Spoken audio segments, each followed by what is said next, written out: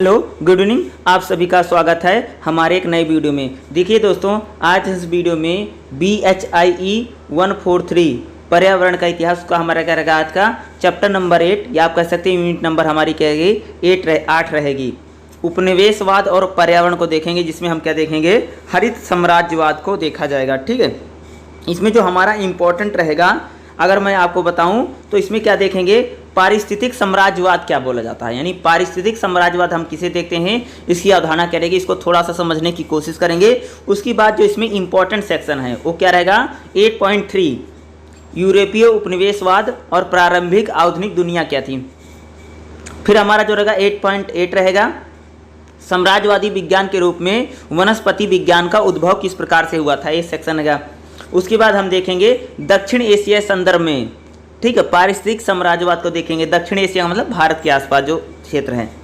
फिर 8.6 में जो हमारा रहेगा, पारिस्थितिक साम्राज्यवाद का समकालीन इतिहास क्या है। तो वैसे मेनली अगर मैं बात करूँ तो 8.2, 8.3, 8.4 और 8.5 ही इसमें क्या रहेगा, आपका इम्पॉर्टेंट रहेगा। ठीक है, चलिए हम इसको स्टार्ट करते हैं और शुरू करते हैं। अगर आपने चैनल को सब्सक्राइब नहीं किया है तो आप प्लीज़ चैनल को सब्सक्राइब कर लीजिए, क्योंकि इसी तरह की वीडियो हमारे चैनल पर आती रहेंगी, जिसको मैं आपको लगातार इस बुक को पढ़ा भी रहा हूँ।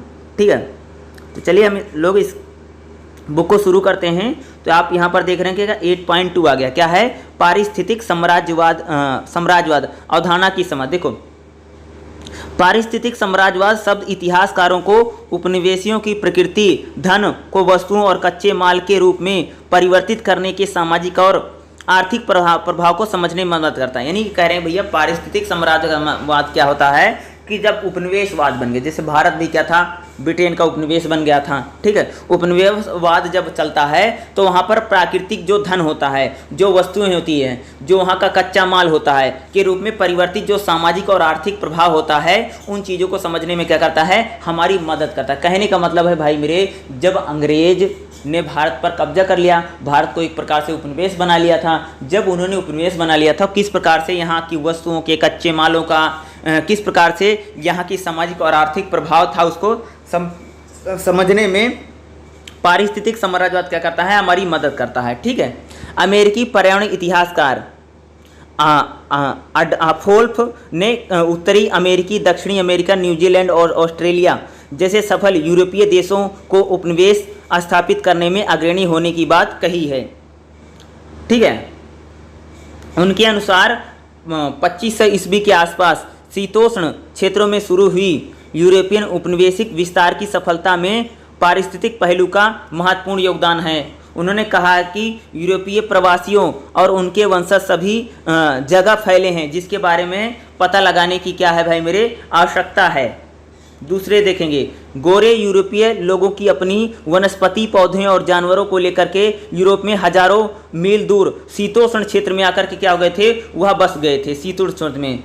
ठीक है, क्रोब्सी ने यूरोप से नई में वनस्पतियों और जीवों को बड़े पैमाने पर हस्तांतरण का वर्णन करने के लिए कोलोबियन एक्सचेंजर शब्द का विकसित किया है। इस शब्द में अगर बात करें, अन्य जो प्रारंभिक आधुनिक यूरोप के नाविक थे, प्राकृतिकवादियों द्वारा खोजे गए देशों और भौगोलिक प्रभाव का दुनिया के जैवमंडल के रूप में प्रदान करने का संदर्भ मिलता है। उन्होंने तर्क दिया है कि यूरोपीय आक्रमणकारियों ने यहाँ के पौधे, वनस्पतियों, जानवरों, रोगजनकों तथा विभिन्न खरपतवारों को शीतोष्ण क्षेत्रों में प्रत्यारोपित कर नए नए उपनिवेश विकसित किए। क्रोस्बी ने बताया कि यूरोपीय समुदाय ने अपने मूल देश की संस्कृति एवं रहन सहन तथा जीवन स्तर में विलासी बनाए रखने के लिए विकसित नई उपनिवेशियों की पारिस्थितिक संरचना में क्या करते हैं, इन्होंने क्या था, काफ़ी बड़ा योगदान दे रहे थे। क्रोब्सी ने देखा कि यूरोपीय औपनिवेशिक विस्तार का काफ़ी पुरानी दुनिया है और नई दुनिया जो है वह पारिस्थितिक अनुभवों को क्या है, उसको एक प्रकार से अलग कर दिया है। उन्होंने तर्क दिया कि यूरोपीय उपनिवेशवाद का कनाडा, ऑस्ट्रेलिया और न्यूजीलैंड जैसी नई दुनिया के क्षेत्रों में उनके प्रभाव को पारिस्थितिक था, जिसके परिणामस्वरूप जटिल बीमारियां जैसे पौधे और जानवरों में नई प्रकार की विनाशकारी बीमारियां क्या होती भाई मेरे, फैलती। दूसरी ओर देखेंगे तो एशिया और अफ्रीका में उच्च जनसंख्या घनत्व, केंद्रित राजत्व की शक्ति के कारण से यूरोपीय लोग उन क्षेत्रों का नया यूरोप बनाने में असफल रहे। हालांकि यूरोप के देशों ने राजनीतिक प्रभुत्व विकसित करने के लिए वहां के बारे में विस्तृत जानकारियां प्राप्त की और अपना व्यवसाय विकसित करने में सफल हुए। इसके साथ ही इतिहासकारों ने पारिस्थितिक साम्राज्यवाद को पर्यावरण के इतिहास में एक आमूल परिवर्तन या वाटरशेड के रूप में आलोचना की है। उदाहरण के लिए प्रारंभिक दुनिया के पर्यावरण इतिहासकार रिचर्ड ग्रेव ने कहा है कि विनाशकारी पर्यावरण साम्राज्यवाद की परिकल्पना को औपनिवेशिक अतीत से बिल्कुल भी तालमेल नहीं दिखाई देता है। ग्रो ने यूरोपीय औपनिवेशिक विस्तार के अमेरिकी और अफ्रीकी संदर्भ में उल्लेख करने के लिए हरित साम्राज्यवाद शब्द प्रयोग किया है। पारिस्थितिक साम्राज्यवाद को यूरोपीय पौधों, जानवरों और ज्ञान को थोपे जाने की एक तरफा प्रक्रिया के रूप में विचार करने की बजाय ग्रो ने साम्राज्यवाद को परस्पर बातचीत और विचारों को आदान प्रदान करने की प्रक्रिया को उन्होंने जिस प्रकार से मानते हैं। वनस्पति विज्ञान को आधुनिक विज्ञान की एक शाखा के रूप में वहां पर मान्यता मिली है और नए विकसित उपनिवेशों में वनस्पति उद्यानों की स्थापना की गई। ग्रो ने तर्क दिया है कि उपनिवेशियों की परिस्थिति के बारे में पर्याप्त जानकारी ने यूरोपीय लोगों की प्रकृति के बारे में उनके नजरियों को बदल दिया है। उदाहरण के लिए ग्रो ने यह प्रसिद्ध किया है कि 18वीं शताब्दी में के प्रसिद्ध यूरोपीय वनस्पति विज्ञानी और खोजकर्ता अलेक्जेंडर ने बताया कि भारत के लोग अस्थायी वनस्पति के गुण और इसके चमत्कारी गुणों के क्या प्रभाव को क्या होते थे जानते थे। अगर हम मध्य एशिया की बात करें तो मध्य एशिया के पर्यावरण इतिहासकारों ने हरित साम्राज्यवाद की अवधारणा को समझने के लिए पिछले 4 दशकों में कई महत्वपूर्ण अध्ययन प्रकाशित किए। उन्होंने 5 जगह पर पाया कि उपनिवेशवाद ने वन अर्थव्यवस्था, ग्रामीण अर्थव्यवस्था, सिंचाई तकनीकी, बदल कर खेती करने वाली प्रणाली, जलीय वातावरण, उपनिवेश के क्षेत्रों में मत्स्य पालन को बुरी तरीके से क्या कर दिया। नहीं भाई मेरे कह रहे थे कि कह सकते हैं कि पारिस्थितिक साम्राज्यवाद का मतलब क्या होता है, जब कोई देश किसी का उपनिवेश बनता है तो उस देश की जो कह सकते हैं कि जो पर्यावरण है, जब सकते हैं कि जो हरित साम्राज्यवाद को जिस प्रकार से कहते हैं, जिस प्रकार से जो उपनिवेश बनाता है उसका जिस प्रकार से दोहन करता। अगर हम बात करें जिस प्रकार से अंग्रेजों ने अपना उपनिवेश बनाया और यहाँ पर जिस प्रकार से वहाँ पर पेड़ों को काटा या यहाँ से जिस प्रकार से वन संपदा का दोहन किया, उसी को हम क्या कह सकते हैं, हरित साम्राज्यवाद। और कह सकते हैं उन्होंने जिस तरह से भारत की जो जलीय है या सिंचाई है, अर्थव्यवस्था है, उसको पूरी तरीके से बदल के वो रख देते हैं। यहाँ ध्यान रखना महत्वपूर्ण है कि महानगरीय क्षेत्रों में उत्पादन और औद्योगिकरण के से उपनिवेशियों में पारिस्थितिक परिवर्तन हुआ। नकदी फसलों की बड़े पैमाने पर मोनोक्रॉपिंग, खनिज संसाधनों का निष्कर्षण और कॉलोनियों में रेलवे बुनियादी ढांचों में बड़े पैमाने पर विकास हुए। यूरोपीय पूंजीवादियों द्वारा महानगरीय लोगों के लिए कच्चे माल, खाद्य और ऊर्जा के स्रोतों का आपूर्ति में मदद मिली। उपनिवेशियों, उद्यमियों और बागान मालिकों ने गन्ना, चीनी, नील, कपास, रबर, चाय बागानों को विकसित करने के लिए खनन कार्य को लार की द्वारा जरूरतों को पूरा किया। प्राकृतिक संसाधनों की अगर हम बात करें, जो व्यवसायीकरण हुआ था उपनिवेशी परियोजना में, पौधे, वनस्पतियों, जानवरों की प्रजातियों और बड़े पैमाने पर इनका क्या होता भाई मेरे, बहुत ज़्यादा नुकसान हुआ। जैसे हम कपास देखते हैं, चाय है, नील है, जैसे मार्केटिंग योग्य फसलों के बड़े पैमाने पर मोनोक्रॉपिंग के कारण वनस्पतियों और पौधे और जानवरों को बड़ा नुकसान होता है। जैसे कि जैवमंडल बुरी तरह से क्या होता है भाई मेरे, प्रभावित हुआ है। किसानों, पशुपालकों, मछुआरों पारंपरिक आजीविका संसाधन के मुख्य रूप से 1000 से अधिक किस्मों के पौधे और जानवर नष्ट हो गए हैं, जिनके सामने आजीविका के क्या है, एक बड़ा संकट आ गया है। पीड़ित व वंचित लोगों को या तो गुलाम बनाया गया या तो उन्हें बागान में अनिश्चित समय के लिए काम करने का बाध्य होना पड़ा। पारिस्थितिक तंत्र में विकसित कारणों से हैजा और मलेरिया जैसी महामारियों का प्रसार हुआ। पर्यावरण इतिहासकारों ने यूरोपीय प्रभुत्व के सामाजिक और पारिस्थितिक प्रभाव के समग्रता का मूल्यांकन करने के लिए पारिस्थितिक साम्राज्यवाद शब्द का प्रयोग, यानी भाई मेरे जो अंग्रेज जब यहाँ पर शासन करते थे, हमारे देश में शासन करते थे, तो क्या होता था, किस प्रकार से हमारी वन संपदा पर और जो लोग कह सकते हैं कि वनस्पतियों पर और प्राकृतिक चीज़ों पर निर्भर होते थे, एक प्रकार से उनको बहुत ज़्यादा उसको कह सकते हैं कि उनके लिए जीवन मुश्किल हो गया। जो लोग वनों में रहते थे वह वनों पर आश्रित थे या जंगलों पर आश्रित थे। यानी अंग्रेजी शासनकाल में क्या होता है कि यहाँ पर जो अंग्रेज होते हैं पूरी तरीके से हमारी वन संपदा या कहते हैं कि जो हमारा पर्यावरण है उसको पूरी तरीके से नष्ट कर देते हैं। इसका परिणाम ये निकलता है कि हमारे देश में जो लोग पर्यावरण पर निर्भर थे या उनको खान पान वहाँ से मिलता था उसको क्या होता है, उनको समस्या प्रदान होती है। और जब हमारा देश का पर्यावरण अंग्रेज यहाँ पर खराब करते हैं तो हमारे देश में क्या होता है कि एक प्रकार से भाई होता है कि बहुत सारी जो बीमारियां फैलती हैं, सूखा पड़ना, अकाल पड़ना, इस प्रकार की चीजें। यानी जो अंग्रेज थे जो उन्होंने भारत को उपनिवेश बनाया था, जिस प्रकार से वे हमारे देश में क्या कर रहे थे कि भाई एक प्रकार से क्या करते थे, अधिक फायदे के लिए पेड़ों को काटना या कह सकते कि पानी का उपयोग करना या जितने भी हमारे प्राकृतिक संसाधन थे उसका उन्होंने क्या किया, बहुत ज्यादा दोहन किया, मात्र अपने फायदे के लिए भारत के पर्यावरण को पूरी तरीके से उन्हें नष्ट कर दिया या बर्बाद कर दिया। यानी कह सकते हैं कि जो भी देश उपनिवेश बना है, जिसने भी उसको उपनिवेश बनाया है, जैसे भारत को ब्रिटेन ने अपनाया तो ब्रिटेन के लोगों ने कह सकते हो कि भारत की जो वन संपदा थी, जो हमारी पर्यावरण था, उसको पूरी तरह से उन्होंने क्या किया, उसका दोहन किया है। इसी को कह सकते हैं कि पारिस्थितिक साम्राज्यवाद बोला जाता है। ठीक है, अब हम देखेंगे 8.3 हमारा क्या रहेगा, यूरोपीय उपनिवेशवाद और प्रारंभिक दुनिया। ठीक है, अब यहां पर हम देखेंगे यूरोपीय उपनिवेशवाद कैसे रहा और प्रारंभिक दुनिया कैसे रही। देखो 15वीं शताब्दी में महान यूरोपीय नाविक द्वारा शुरू किया गया एशिया, ऑस्ट्रेलिया और अमेरिका की खोज यात्रा यूरोपीय उपनिवेश विस्तार तथा पूंजी और आधुनिक साम्राज्यवाद के इतिहास में एक महत्वपूर्ण मोड़ था। 1487 में डायस ने अपने अफ्रीका और दक्षिण सिरे से लंबी जलमार्ग यात्रा की शुरू कर दी, हिंद महासागर में प्रवेश करने की संभावना तलाशी। ठीक है, कोलंबस ने पश्चिमी में अपनी यात्रा शुरू की और 1492 में वेस्ट इंडीज तक पर पहुंच गया। वास्को डी गामा ने लिबनान से एशिया की अपनी यात्रा शुरू की और 1498 केरल के कालीकट के प्राचीन बंदरगाह शहर पहुंचा। ठीक है, मैगलन मसालों की तलाश में फिलीपींस पहुंचा। इन यात्रियों ने समुद्री मार्गों से व्यापार करने का मार्ग खोले और लोगों की वहां की भौगोलिक स्थिति के बारे में जानकारी प्रदान की है जब बाहर के लोग आते हैं। ठीक है, 15वीं और 16वीं शताब्दी में न्यूजीलैंड और न्यू इंग्लैंड और ऑस्ट्रिया आने वाले यूरोपीय आगंतुकों ने कुछ ऐसी प्राकृतिक वस्तुएं मिली जो यूरोप में दुर्लभ थी। तटीय क्षेत्रों में तक सीमित रहने के प्रारंभिक चरणों के बाद यूरोपियों ने उपनिवेशवाद में देश में गेहूं और अन्य खाद्यान्न फसलों के लिए खेती के लिए किसानों के साथ खेती में सहायता करने के लिए गुलाम व सस्ते श्रमिकों को जहाज मार्ग से लाए। नई उपनिवेशिक दुनिया के धनी किसानों ने अन्य देशों को बेचने लायक खाद्यान्न उपजना का विपणन शुरू किया। उपनिवेश देशों में गैरों किसानों और स्वदेशी लोगों को सस्ते मजदूर के रूप में इस्तेमाल करना शुरू किया।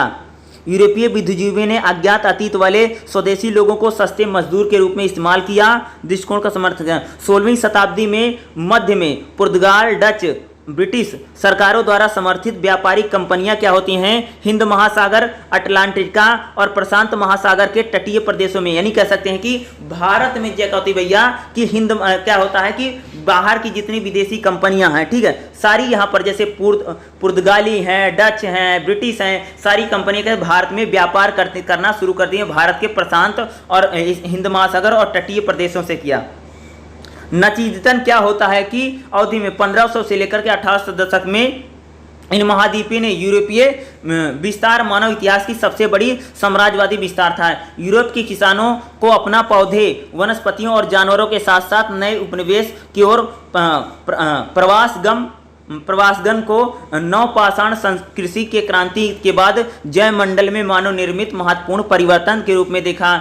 यूरोपीय विस्तार की नीति ने हजारों मील दूर उपनिवेशों के रूप में विकसित द्वीपों और समूहों में शामिल कर दिया। दुनिया के नक्शे का पुनर्निर्माण किया। पुर्तगाली, इतालवी, स्पेनिश और अन्य यूरोपीय किसानों और मध्य दर्जे के लोग, संभ्रांत लोग जैसे खनिज व्यापार करने का विवश हो जाते हैं। ठीक है, अमीर बनने की उम्मीद से नई दुनिया, उपनिवेशिक दुनिया बदल गई। नहीं कह सकते अमीर बनने की से क्या होती है, जो पूरी दुनिया होती है वह एक प्रकार से उसको गुलाम या उपनिवेश बना लिया जाता है, जो यूरोप के लोग बना लेते हैं। ठीक है, यूरोपीय उपनिवेशियों के विस्तार से पहले समाज ने कभी भी पौधे और जानवरों को किसी विशिष्ट प्रजाति को पालतू बनाने का सम्मिलित प्रयास नहीं किया था। यानी कह सकते हैं कि अंग्रेजों को आने से पहले या उपनिवेश बनने से पहले कि जो भारत ये कहते हैं जानवरों और यानी कह सकते हैं को कभी भी पालतू बनाने का प्रयास नहीं किया गया था। इन क्षेत्रों में बसने से पहले बसने वाले यूरोपीय किसानों ने व्यावसायिक रूप से मूल्यवान खाद्य फसलों को मोनोक्रॉपिंग करना शुरू किया। उन्हें बाजार मूल्य यानी उन्होंने क्या किया, बाजार मूल्य के आधार पर पौधों को विकसित करना शुरू किया। एक कृषि के व्यवसायीकरण होने से बेकार और अनावश्यक पौधे, वनस्पतियों और जानवरों को हटाने का कार्य किया। उदाहरण के लिए उपनिवेशिक देशों में रहने वाले गोरों कृषकों ने खरगोश को तेजी से बढ़ती जनसंख्या को स्वदेशी वनस्पतियों और इसकी खेती के लिए बाध्य के रूप में पाया। उन्होंने खरपतवार और खरगोश जैसी इन बाधाओं को दूर करना शुरू किया। उन्होंने ऐसे पौधे जो व्यावसायिक रूप से उपयोगी नहीं थे उन्हें नष्ट कर देते थे। यद्यपि यूरोपीय उपनिवेशों में रहने वाले लोग अपने पूर्वजों की तरह पशुधन प्रेमी थे और उन्हें जंगलों को सभ्यता के विकास में बाधक माना। यूरोपीय देशों में बसने वाले लोग अपने पालतू जानवरों की नई उपनिवेशों में लग गए। इस प्रकार उन्होंने घोड़े होते थे जो मवेशी, सुअर, बकरी, भेड़, गधे, चिकन, बिल्लियां के लिए नई दुनिया बसाए। कोलंबस ने 1493 में उपनिवेश को कैरी के ले लाए क्योंकि उन्हें नई जगह पर बसने की काफ़ी हद तक दूध, मांस, फाइबर, चमड़े के लिए उन्हें मवेशियों पर निर्भर थे। उन्होंने देखा कि सुअर का मांस में प्रोटीन और कार्बोहाइड्रेट प्रचुर मात्रा में है। इसी कारण से वह सुअर को अपने उपनिवेश में पालना शुरू किए। नतीजतन ऑस्ट्रेलिया जैसे उपनिवेश दुनिया में मांस उत्पादक के निर्यातक के मुख्य केंद्र बन गए। इसी प्रकार उपनिवेशवादियों के द्वारा पौधे और जानवरों की नई दुनिया में लाने में उन क्षेत्रों में नई संक्रमण बढ़ा। इन क्षेत्रों में उपनिवेशियों में चेचक, खसरा, मलेरिया जैसी बीमारियों का प्रकोप बढ़ा। पारिस्थितिक तंत्र में बड़े पैमाने पर स्वदेशी प्रजातियों के विलुप्त होने से स्थानीय समाजों ने इन महामारियों का सामना करना पड़ा। क्रोसबी ने इबोरिया से मधुमक्खियों तथा अन्य उपनिवेशियों में तेजी से प्रसार का उदाहरण देते हैं और बताते हैं कि अन्य कीटों की मौजूदगी से पारिस्थितिक तंत्र को मदद मिली है। भौतिक वातावरण में परिवर्तन से लोगों की प्रकृति के साथ रिश्ते सुधारने में क्या होती भाई मेरी मदद मिलती है। उपनिवेशवादियों ने अपने द्वारा खोजे गए जमीनों को खाद्यान्न उत्पादन बेचने के नहीं कहते जो उपनिवेश थे उन्होंने क्या किया, जो जमीनों को के खाद्यान्न था उसके उत्पादन के लिए उपयोग किया। उन्होंने लकड़ी के निर्यात और खाद्य फसलों की खेती करने के लिए अवैध वनों की काटने की मंजूरी यानी कहते जो भाई उपनिवेशवादी थे वो क्या करते थे, जंगलों को काटने के लिए उन्होंने मंजूरी प्रदान कर दी। गन्ना, चीनी जैसी फसलों की वाणिज्यिक खेती के लिए वनों की अंधाधुंध कटाई यानी क्या करते भाई मेरे अंग्रेज जो कह रहे थे अंधाधुंध कटाई कर रहे थे यहाँ पर, यानी उन्होंने गन्ना और चीनी जैसी वाणिज्यिक खेती करने के लिए वनों की अंधाधुंध कटाई हुई। जमीन से ऊपरी परत पर कटाव, बाढ़ और अकाल की समस्या औसतन वर्षा के क्षेत्र में कमी देखने को मिलती है। अब जो भाई अंग्रेजों ने सारे पेड़ और काट दिए हैं तो भारत में क्या अकाल ही पड़ेगा। ठीक है, हालांकि सदियों से यूरोपीय जहाजों निर्मित रूप से इन उपनिवेशों में से बड़ी मात्रा में गेहूं, चीनी, लकड़ी इंग्लैंड और फ्रांस और इटली और अन्य यूरोपीय शहरों में भेजे गए थे। ठीक है, नेक्स्ट देखेंगे गोरे पूंजीपतीय किसानों द्वारा खेती के विस्तार ने नई दुनिया की जनसंख्या में वृद्धि हुई। श्रमिकों का निर्यात करने वाले व्यापारियों ने औपनिवेशिक देशों में गन्ना, चीनी, कपास बागानों के लिए अफ्रीका के निवासियों को गुलाम व बंधुआ मजदूर के रूप में कार्य करवाया। उदाहरण के लिए अफ्रीका के उत्तरी घाट की अगर हम बात करें तो वहाँ पर 4 द्वीपों ने मिलाकर द्वीप समूह मदिरा की जनसंख्या में बेतहाशा वृद्धि हुई थी। बेतहाशा का मतलब बहुत जनसंख्या बढ़ रही थी। ठीक है, सन 1455 में यहाँ की जनसंख्या 800 थी जो सदी के अंत तक भैया 20,000 से अधिक हो गई थी। यूरोपीय अभिजात वर्ग ने खेतिहरों ने खाद्य फसलों की खेती तथा गन्ना उत्पादन को बढ़ाने के लिए अंधाधुंध पेड़ों की वनों की कटाई की, जिससे वहाँ के अफ्रीकी मूल के लोग बड़ी संख्या में बेघर हो जाते हैं। भाई जब पेड़ और सब काट दिए तो लोग बेघर हो जाएंगे ना अफ्रीका में। सन 1456 से 1494 के बीच मदिरा में चीनी का वार्षिक टन 80 टन से बढ़कर के 1000 टन हो गया था। मदीना आबादी अपने दैनिक जीवन यापन के लिए आयात खाद्य फसलों पर निर्भर रहने लगे। क्रोब विसा ने मदीनन पारिस्थितिक साम्राज्यवाद की प्रक्रिया के निम्न को व्यक्त किया था। ठीक है, गोरों ने कैनरी के द्वीप पर विजय प्राप्त करते ही अपने धन की कमाने की महत्वाकांक्षा को अंजाम दिया और इस दिशा में बड़ी तेजी से उन्होंने पूरे क्षेत्र में आमूलचन परिवर्तन किए। उन्होंने ज़्यादा से ज़्यादा अनाज, सब्जियां, लकड़ी, जानवर, खाल, चर्बी के व्यापार किया तथा वहां की उपज के रूप में रंग बनाने वाली डाई पौधे यूरोपीय बाजार में बेचकर धन उपजे। उन्होंने अपने यूरोपीयकरण में किया। अपने मूल देश में वनस्पतियों, पौधे, जानवरों तथा प्रजातियों को बड़े पैमाने पर आयात किया। इन प्रजातियों में से कुछ महत्वपूर्ण जानवर जैसे मसलन कुत्ते, बकरी, सुअर, भेड़, मटन, गेहूं और वहाँ मौजूद थे। यूरोपियनों ने मवेशियाँ पालन मसलन गधे, ऊँट, खरगोश, कबूतर, मुर्गियाँ, तीतर, बत्तखों का पालने के साथ साथ अंगूर, खरबूज, नाशपाती, सेब इसे भी महत्वपूर्ण गन्ने की खेती में प्राथमिकता दी। पौधे और पशु का हस्तांतरण का इतिहास एक जटिल ऐतिहासिक प्रक्रिया थी। यहाँ पर तर्क दिया कि यूरोपीय गैरो किसानों ने प्रजातियों का हस्तांतरण किसी प्रक्रिया के तहत ऑस्ट्रेलिया, न्यूजीलैंड, दक्षिण अफ्रीका और अर्जेंटीना में खेती के लिए क्या करते हैं, इन्होंने कार्य करना शुरू किया। और यहाँ पर देखते हो, यहाँ पर जिस प्रकार की उन्होंने सूची बना रखी, उन्होंने इस श्रेणी में खरबूजे, नाशपाती, सेब, सबसे महत्वपूर्ण गन्ना, चीनी को शामिल को जोड़ा है। और 94 से 95 वनस्पतियों और जीवों की सूची है। यहाँ पर कुछ सूची देख लेते हैं। जीवों की सूची क्या है, जैसे चावल है, गेहूँ है, जई है, जौ है, मवेशी है, भेड़ है, मुर्गियाँ हैं और घोड़े हैं, मुर्गियाँ और भेड़ें, ठीक है। पौधे और जानवरों के वैश्विक खपत का पता लगाकर क्रोस्बी ने बताया कि दुनिया के जैव मंडल में यूरोपीय उपनिवेशों ने हस्तक्षेप ने कॉलोनी के सामाजिक और आर्थिक संबंधों को पूरी तरह से कार्य किया। भैया इसने बदल दिया है।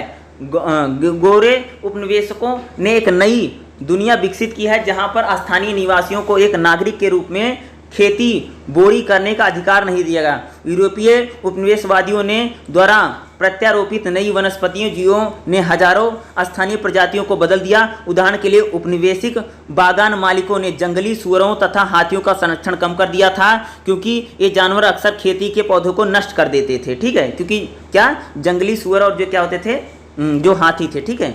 इसके अलावा गोरे उपनिवेशकों ने अपने खाली समय का सदुपयोग करने के लिए पसंदीदा गतिविधि शिकार खेलना शुरू करते थे।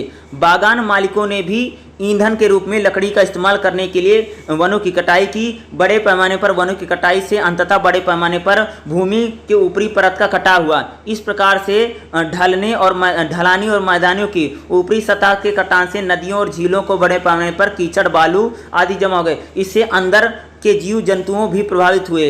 इस प्रकार से पारिस्थितिक और भौगोलिक प्रभाव दिखाए, जिससे अर्थव्यवस्था क्या होता है, उसको बुरा प्रभाव पड़ता है, ठीक है। जैसे यहाँ पर दिखाया गया, जैसे यहाँ पर देख रहे हो ना किस प्रकार से फोटो दी गई है। देखो 1498 में वास्को डी गामा ने कालीकट आने का दृश्य पुर्तगाल के राष्ट्रीय पुस्तकालय से प्राप्त है।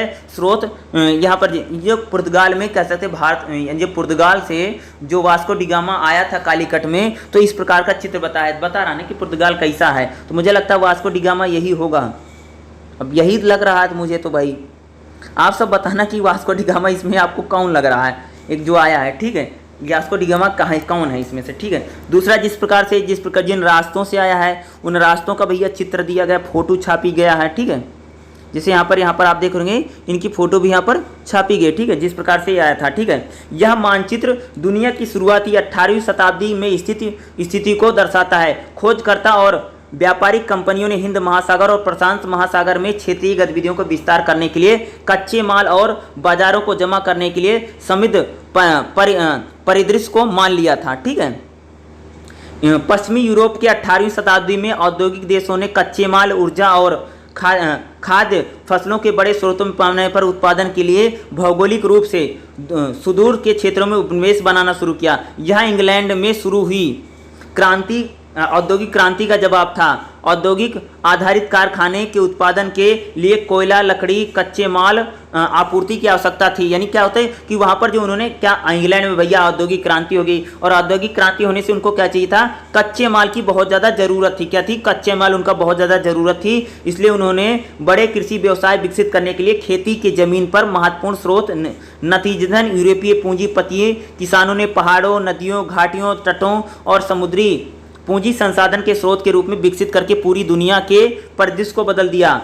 पूंजीवादी समाजों ने उपनिवेशी क्षेत्रों में खेती संबंधी उत्पाद, सस्ते उपकरण एवं संयंत्र के उत्पादन से हेतु विकसित किया। वृक्षारोपण, कृषि और एवं वाणिज्यिकी फसलों ने बड़े पैमाने पर मोनोक्रॉपिंग हुई और पूंजीवादियों देशों ने उपनिवेश की प्रकृति के साथ संसाधनों का भरपूर नहीं कहते कि भाई जो जहाँ पर औद्योगिक क्रांति हो गई थी, वो लोग जिन लोगों को उन्होंने उपनिवेश बना रखा था, वहाँ के प्राकृतिक संसाधनों का कह सकते हैं उन्होंने भाई मेरे भरपूर दोहन किया। जो अंग्रेज थे उन्होंने भारत का भैया भरपूर दोहन किया था, उसी प्रकार से जो अंग्रेज थे वो अन्य भी कई सारे देशों को अपना उपनिवेश बना लिया था। और कह सकते हैं कि जो उनके यहाँ पर जो औद्योगिकरण हुआ था, उस औद्योगिकरण के लिए क्या होता था, जो कच्चा माल था उसके लिए केवल अपने उपनिवेशों से लाते थे और वहाँ के प्राकृतिक संसाधनों का क्या होता था, बहुत ही ज़्यादा वो क्या करते थे, दोहन करते थे। ठीक है, नेक्स्ट पॉइंट क्या रहेगा यहाँ पर देखिएगा 8.4 क्या है, साम्राज्यवादी विज्ञान के रूप में वनस्पति विज्ञान का उद्भव।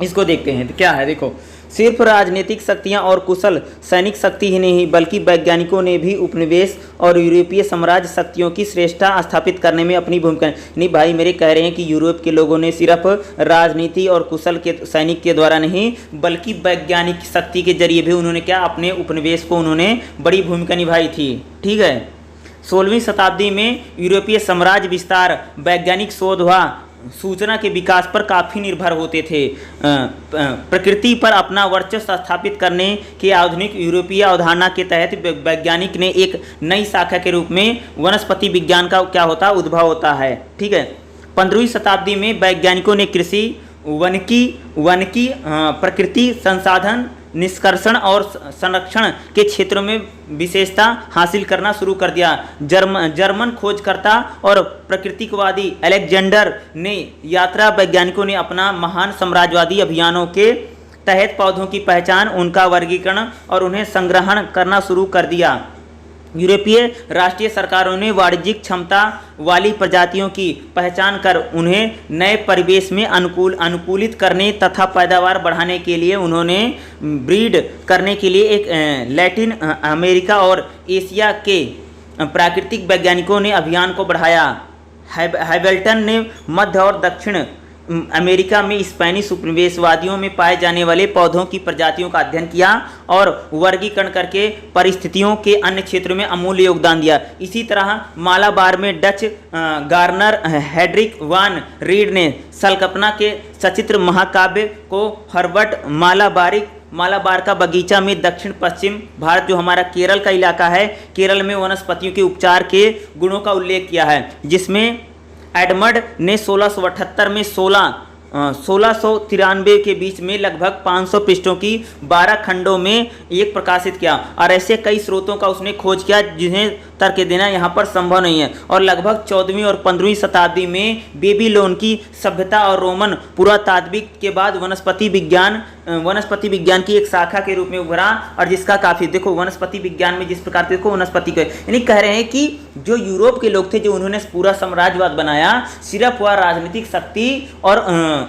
कुशलता के सैनिक शक्ति के जरिए नहीं बल्कि उन्होंने वैज्ञानिक शोध के जरिए एक प्रकार से उन्होंने वनस्पति में विज्ञान खोज किया। यानी उसमें कह सकते हैं कि जो यूरोप के जो लोग थे उन्होंने जिस प्रकार से भारत को उपनिवेश बनाया या अन्य लोगों को जो उपनिवेश बनाया, उसमें उनके वैज्ञानिकों का, उनके रिसर्चों का और उनके वनस्पति विज्ञान के जो जानकार थे, यानी वो लोग कह सकते हो कि पर्यावरण के बारे में बहुत ज़्यादा डीप नॉलेज रखते थे। और तब ये इसका भी एक बहुत बड़ा योगदान है, जिसे यहाँ पर ये वनस्पति चित्र बन गए। ठीक है, जैसे यहाँ पर क्या लिखा है, मालाबार तट में वनस्पतीय औषधीय गुणों से संबंधित एक महाकाव्य है जिसको मालाबार का बगीचे उदाहरण में स्रोत पर, यहाँ पर आप जाकर के उसको देख भी सकते हैं। यूरोपीय खोजकर्ताओं ने प्रकृतिवादियों ने एक नए विषय के रूप में वनस्पति विज्ञान के विकास को सुगम बनाया। यूरोपियन विकास देशों उन्नत साम्राज्यवादी वनस्पतियों के विश्वव्यापी हस्तांतरण में महत्वपूर्ण भूमिका। ये कौन कौन सी वनस्पतियां थी जिनमें महत्वपूर्ण भूमिका निभाई थी? जैसे दालचीनी, लौंग, कॉफ़ी, मक्का। ठीक है, कौन कौन सी? जायफल, काली मिर्च, रबर, चीनी, ये कुछ प्रजातियाँ हैं। कोकोक, चाय चाय और तंबाकू आदि, यानी इसमें कह सकते हैं कि उनकी एक बहुत बड़ी भूमिका रही। वनस्पति विज्ञान के आधुनिक शाखा में बागानों कृषकों को यूरोपियों में दुर्लभ वस्तुओं के उत्पादन को बढ़ाने के लिए बेहतर खेती के तरीके विकसित करने में मदद की थी। कृषि विज्ञान के विकास में नील, कॉफ़ी, गन्ना, चाय, केला और चावल जैसी फसलों की बिक्री के लिए उन्होंने मोनोक्रॉपिंग को बढ़ावा मिला। गोरों उपनिवेशकों ने इन फसलों के यूरोपियों में निर्यात करने की बड़ी मात्रा में इसका उत्पादन शुरू किया। ठीक है, उपनिवेशियों ने सस्ती वस्तुओं को आमाद ने यूरोप में एक नई जीवन शैली को बढ़ाना शुरू किया।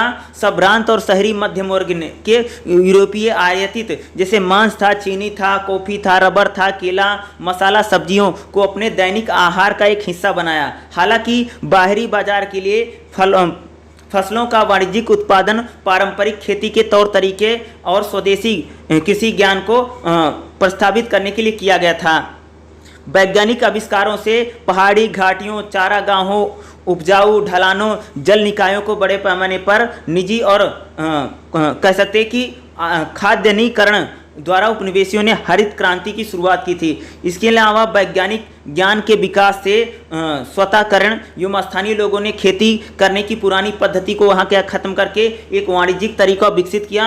उपनिवेशी देशों के समर्थन में गोरे उपनिवेशकों ने स्थानीय लोगों को उनकी भूमि पर संसाधन से बेदखल कर दिया और औपनिवेशिक बागानों में कुली व श्रमिक के रूप में उन्हें काम करने पर क्या होता था, एक प्रकार से उन्हें कहते थे भाई मेरे मजबूर कर दिया था। ठीक है, पॉइंट क्या रहेगा 8.5 रहेगा। जितना इंपॉर्टेंट सेक्शन है वो करना बहुत जरूरी है, जिसको मैं बता रहा हूँ। देखो 8.5 में क्या है, दक्षिणी एशियाई संदर्भ में हम देखते हैं क्या है। देखो दक्षिणी एशिया के पर्यावरण इतिहासकारों ने प्रकृति, पर्यावरण और इसके सामाजिक और आर्थिक परिणामों को तेजी से नया आकार देने में यूरोपीय उपनिवेशवादियों के प्रभाव की जांच की। उदाहरण के लिए आलैंड और गुहा 1995 दक्षिणी एशिया में उपनिवेशवाद और पर्यावरण पर ऐतिहासिक अध्ययन से सीधे पारिस्थितिक क्षरण और प्रजातियों के विलुप्त होने और जलवायु संकट के बारे में बढ़ती चिंताओं से जुड़े हैं। 1970 के दशक से दक्षिणी एशिया के इतिहासकारों ने भूमि और पर्यावरण की रक्षा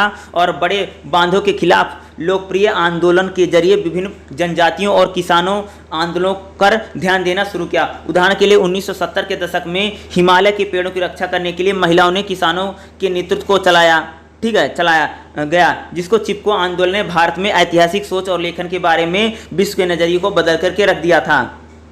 ठीक है, क्रोस्बी ने पारिस्थितिक साम्राज्य के सिद्धांत के प्रभावित दक्षिण एशियाई पर्यावरण में दो प्रमुख इतिहासकार, अगर माधव की बात करें, दूसरे जो हमारे क्या हैं रामचंद्र गुहा जी। ठीक है, उपनिवेशवाद के इतिहास को संशोधित किया जो काफ़ी हद तक राजनीतिक विकास पर आधारित था। उन्होंने दक्षिण एशिया में पर्यावरणीय इतिहास के परिवर्तनों के इतिहास को विश्लेषण करने के लिए पहुंच के भीतर लेकिन समझ से परे था। क्रोबी ने अवधारणा को विकसित किया। क्रोबी द्वारा शीतोष्ण क्षेत्रों में 9 यूरोपीय क्षेत्रों के रूप में पहचान से भिन्न यूरोपीय, दक्षिण एशिया, कोरियाई तथा जापान जो थे जैसे क्षेत्रों में जलवायु समानताओं के कारण यहाँ पर जनसंख्या सघन थी और यहाँ के लोग समृद्ध परंपराएं एवं मजबूत राज्य संस्था इसकी विशेष थी।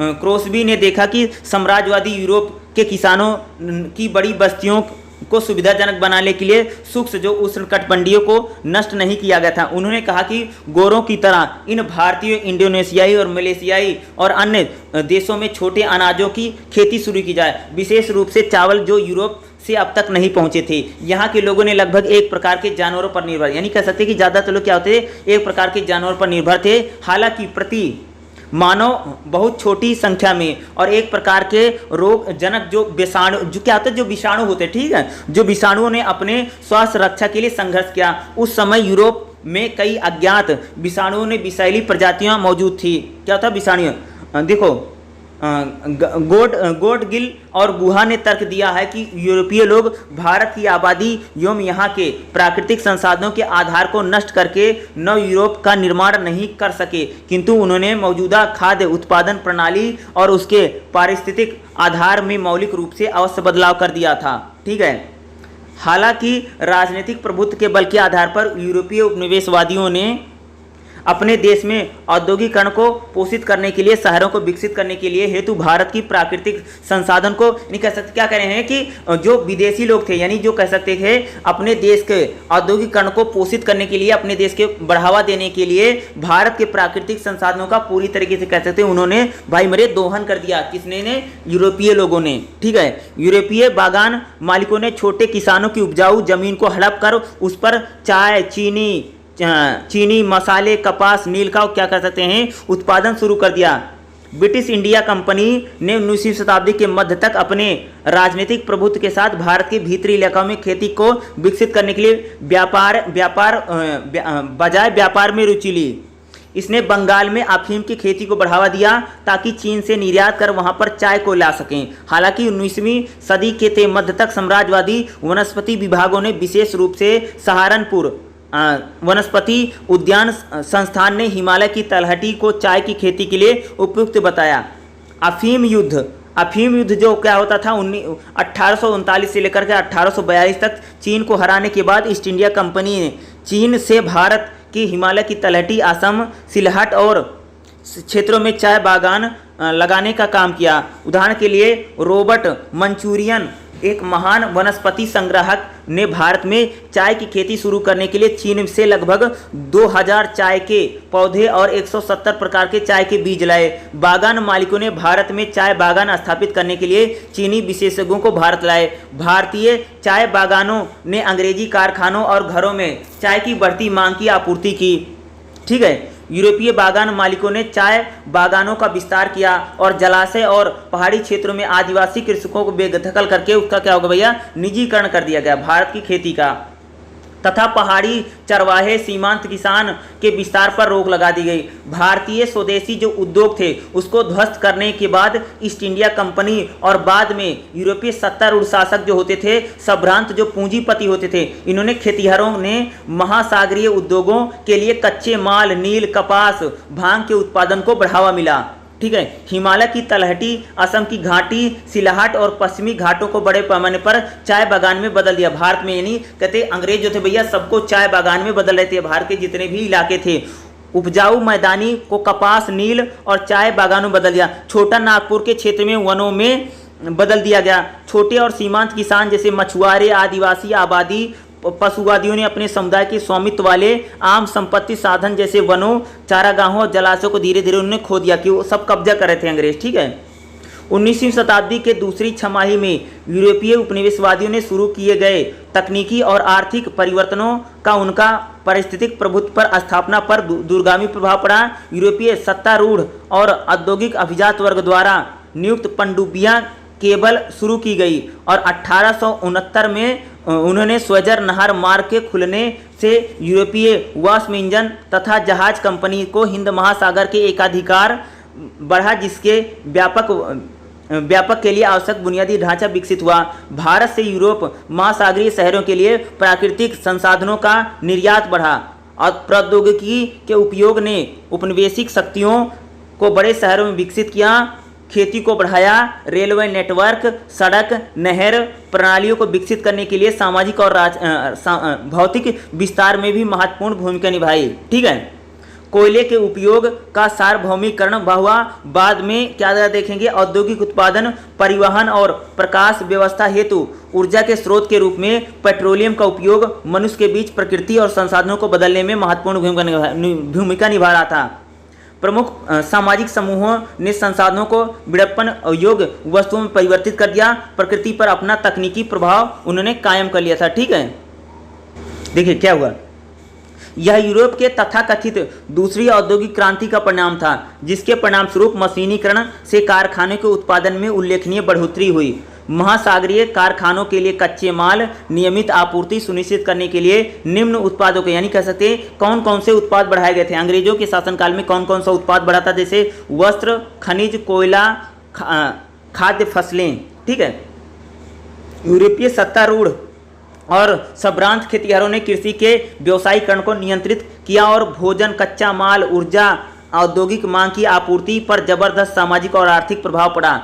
औपनिवेशिक बागान मालिकों ने जल निकायों, चारागाहों और सामुदायिक आधारित प्रबंधन के आधार पर किसानों किसान उत्पादन के लिए कोई सहानुभूति नहीं थी। वह निम्न नगद फसलों के उत्पादन को बढ़ाने के लिए संपत्ति साधनों का निजीकरण के लिए प्रवृत्त थे। किस किस के साथ? जैसे क्या था भाई मेरे, मसाले, कपास, गन्ना, इसका क्या इसका निजीकरण हुआ और बाजार के लिए उत्पादन होने लगा। किसका किसका? मसाले का, कपास का, गन्ना का और गांजा का है। इसका कहते हैं बाजार के लिए उत्पाद हुआ। देखिए, औपनिवेशिक राज में कृषि भूमि पर कर लगाए गए, चारागाहों और सिंचाई तालाबों पर कब्जा कर लिया गया। औपनिवेशिक वन नीति ने मिश्रित वन जगह पर एकल प्रजाति और व्यावसायिक रूप से निम्नलिखित मूल्यवान पेड़ों को विकसित करने का श्रेय दिया। कौन कौन से पेड़ थे? जैसे सागौन, साल और देवदार, ये 3 वृक्ष थे। ठीक है, उन्होंने वन संरक्षण के नाम पर पेड़ों की माइक्रोकोपिंग को प्रोत्साहित किया। औपनिवेशिक वन संरक्षण ने वन को नष्ट करने के लिए जिम्मेदार आदिवासी कृषकों और घाटी चरवाहों की आजीविका संबंधी गतिविधियों को जिम्मेदार ठहराया। ठीक है, औपनिवेशिक देशों ने भारत में वन संसाधनों को नियंत्रित करने के लिए वन अधिनियम और प्रशासनिक सुधार की एक श्रृंखला शुरू की। इसका उपयोग यूरोप में औद्योगिक बुनियादी ढांचे के विकास में, मसलन रेलवे, कारखाने, फर्नीचर, पैकेज सामग्री, लकड़ी की भारी मात्रा में मांग को पूरा किया। स्थानीय समुदाय ने अपने रोजमर्रा के अस्तित्व तथा आजीविका संसाधन के लिए औपनिवेशिक बागान मालिकों और उद्योगपतियों पर निर्भर रहने लगे। यानी जिस प्रकार से यहाँ तक पूरी तरीके से जो निर्भरता एक प्रकार से उन्होंने यहाँ पर कर दी। उसके बाद जो हमारा 8.6 में जो आप देखें, पारिस्थितिक साम्राज्यवाद पर समकालीन बहस। ये इतना ज़्यादा इंपॉर्टेंट नहीं है, लेकिन अगर आप एक पढ़ना चाहते हैं तो आप इसको जरूर पढ़ सकते हैं। ठीक है, अगर आप पढ़ना चाहते हैं तो आप इसको जरूर रीड कर सकते हैं। वैसे मुझे लगता नहीं कि आपकी एग्जाम में पूछा जा सकता है सेक्शन। ठीक है, इसमें जो सारांश रहेगा ना, जो आपका सारांश रहता है, इसको एक बार जरूर पढ़ लीजिएगा। ठीक है, सारांश पढ़ने से आपको ना पूरे चैप्टर का निचोड़ क्या है, बहुत सारी चीज़ें, यहाँ तक सारांश पढ़ना आपके लिए बहुत जरूरी है भाई मेरे। सारांश जरूर है। उसके बाद हम कुछ शब्दावलियाँ जो वहाँ पर दी गई उसको देख लेते हैं। जैसे क्या है, यहाँ पर शब्दावलियाँ अगर बात करेंगे, देखो क्या है, साम्राज्यवादी वनस्पति क्या है। तो साम्राज्यवादी वनस्पति आपको पता भी होनी चाहिए। अगर ये शब्दावली भी पता रहेगी तो आप बहुत सारी चीज़ें लिख लेंगे। देखो, नव यूरोप क्या है, ये भी आपको पता होनी चाहिए भाई, नव यूरोप क्या है। फिर पौधों का हस्तांतरण क्या होता है, ये भी आप इसको देख लीजिएगा। ये 3 चीज़ें आपको पता होनी चाहिए। इसका सारांश जरूर पढ़ लेना, और ये जो 3 मैंने हेडिंग आपको बताई इनको जरूर पढ़ लीजिएगा। और जितना मैंने बताया उतना ही इसमें रहेगा। ठीक है, बाकी आपको वीडियो कैसे लगा मुझे जरूर बताइएगा। और सभी इसमें जितने भी चैप्टर हैं, सभी चैप्टर की मैं वीडियो जरूर अपलोड करूंगा, इसलिए चैनल को अभी से सब्सक्राइब करके रख लीजिएगा, क्योंकि सभी वीडियो इस पर जरूर आएंगी। और आगे भी रिजल्ट से रिलेटेड जितनी भी चीज़ें होंगी वो भी मैं आपको बताता रहूंगा। वीडियो को देखने के लिए आप सभी का बहुत बहुत धन्यवाद। Thank you so much. जय हिंद, जय भारत।